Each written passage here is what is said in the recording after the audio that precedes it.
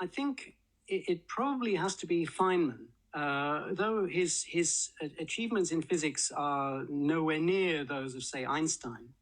I met him only once, and the people were saying to me, you'll have heard a lot of stories about Feynman, but he's only human. Well, to cut a long story short, I went and met him, and the stories were all true. He's an absolutely amazing intellect.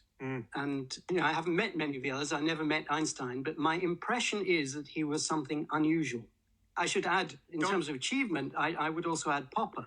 Don't cut that long story so short. What was that like being with Feynman, and can you get a handle on what was unusual? Well, very quick on the uptake. So that is not so unusual in a university environment.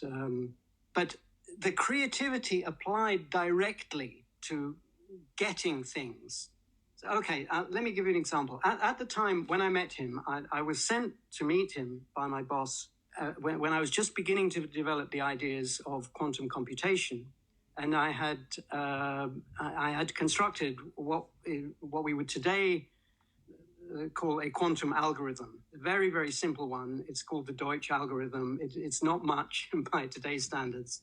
But I had been working on this for many months, and I went and started telling him about quantum computers. He was very quick. He was very interested.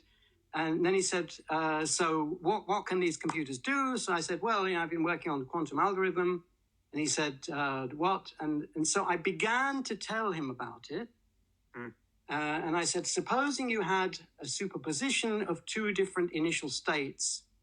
And then he said, well, then you just get random numbers. And I said, yes, but supposing you then do an interference experiment. And I started to speak, and he said, no, stop. Let me work it out. He rushed over to the blackboard, and he produced my algorithm with almost no hint.